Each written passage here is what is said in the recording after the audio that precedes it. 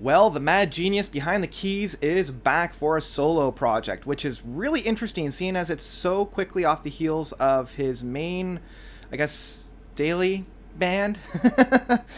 Jordan Rudess from Dream Theater has another solo album, so let's dive deep into this one.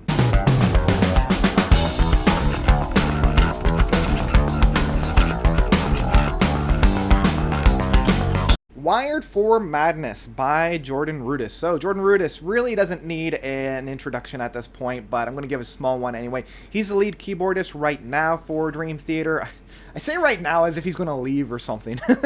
Anyway, he replaced Derek Chernanen, who replaced Kevin Moore for Dream Theater. And so it's really kind of hard to really know what to expect with a solo project from Jordan because he is just so all over the place. And with a lot of the promotional material that we had for Wired for Madness, I was actually expecting nothing but insanity. I was expecting kind of like the Liquid Tension experiment of just like being balls to the wall insane, not a whole lot of structure, just writing almost train of thought. But actually, what we find on here is quite a bit of self-control, which I applaud. There's not a whole lot of moments on here that is just balls to the wall insane in terms of that metal keyboard work. I mean, there are moments on here for sure, but it's not really the focus point. The focus point on here is how much of a composer and how well this man is able to really construct and craft a really well-sounding stretch of music. The best part of the album is right at the beginning with Wired for Madness, the first two suites. I really like these tracks. Wired for Madness, the first part is just a good opening. It's got a great build, a great middle section, and a great finale. And it really kind of opens up the stage for what part 2 is going to be. And the two blend very seamlessly together. In full prog style, not only do we have part 1 and part 2, but we also have subdivisions within part 1 and part 2, right? So you have part 1, part 1, part 1, part 2, and part 1, part 3. And then you have like part 2, part 1, all the way from from part 2 to part 7. Because I believe there's 7 movements within part 2.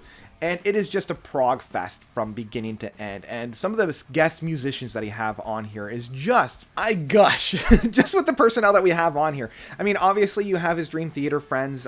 You've got James LeBray on vocals, who does a fantastic job whenever he comes in. You've got John Petrucci on guitars. But you also have Guthrie Govan, who is probably one of my favorite guitarists. You also have John Bonamassa on guitar works coming in every once in a while, and the three play so well in the sandbox that Jordan has put in that it never feels out of place. You don't automatically think, oh, that's a John movement, or oh, that's a Joe movement, or oh, that's a Guthrie movement, right? Like, they all play very well on brand, and they are allowed to shine a little bit. And if you kind of like sit down and really think about it, you're like, okay, I think this is who's playing right now, which is kind of a fun thought experiment. Homing the drums is my man Marco. Marco Miniman is on drums. He's one of my favorite working drummers right now, and oh man, the guy can play. So many moments I'm blown away by his work.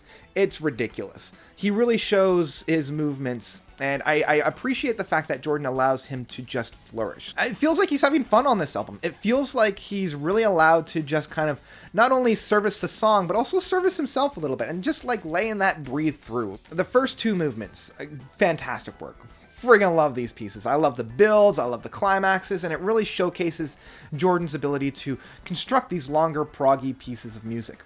The second half of the album, though, where we get into more of like the singles, this is where we're kind of in the touch and go area. The one that I have to call out right from the beginning is Just Can't Win. This song I love and I hate, right? Like, oh my god. I understand, and he's even gone on the record where he's like, not all pieces have to be prog. You can just have fun, but the lyrical content for Just Can't Win is... The best way that I could put it is like it's a Greg Lake ballad from a Emerson, Lake and Palmer behemoth. That's kind of the best way that I could put it. Like, the surrounding sounds that are around it feel like a Keith Emerson big track, but the actual lyrical content feels very much like a Greg Lake ballad, where it's just like, I just can't win, I'm this, gambler in the game of love, and I'm like, oh my god, you guys, wow. Ooh. So I mean, on the one hand I love it because of the cheese aspect on it, but the other hand I'm like, oh boy, This is cringe, if anything. But I mean, I also love some of the smaller moments too. Like Why I Dream, the final track on this album, is such a great, heartfelt, very somber, very personal album that I really enjoy from Jordan, and it really showcases, you know, this is why I do what I do, and the music that surrounds it is very beautiful. And this is, again, one of the reasons why I love Jordan. Like, he is able to orchestrate these huge sounds, but he's also able to just bring it down and just have you and the piano and himself just have this three-way conversation that I particularly love. And same with Off the Ground and Just for Today. I mean, because Just for Today and Why I Dream are very almost closely linked, I feel like one of these could probably have been cut. Off the Ground being the come down after the Wired for Madness suites, I think was a great job of just kind of like ushering us into the second phase of this album, where it is more of those singles. And same with Just for Today, but as I said, because it follows Just Can't Win, again, it's a good kind of come down. The only other two tracks I haven't really talked about, Drop, Twist, and Perpetual Shine, are much more of those chaotic moments. Like, these were the tracks that I was expecting the album to be comprised of entirely. And the fact that, you know, the presence is still here with those crazy, complex, balls to the wall, insane tracks, I still love them, and I still really, really enjoy it. But it is interesting that those two tracks are the ones that I think less about. Like, I definitely think about the Wired for Madness suites, and I do think more about more of those somber moments. And these two tracks also allow our guitarists and Jordan to just shine and just have a great time, and I really appreciated those. So overall, I really, really enjoyed Wired for Madness. I enjoyed it a lot more than I thought I was going to. So yeah, I mean, at the end of the day, I would easily pick this up in physical format. It's odd, right? Because I know I won't actually pick it up in physical format, but that's probably going to be my rating for this. Yeah, because it's more than just a download, for sure. Like, it definitely surpasses the download rating, even though I know I'm not going to pick it up in physical format. There you go. There's my rating. Have at it. But yeah, that's about it for Wired for Madness from Jordan Rudess. What did you guys think? Did you love it? Did you hate it?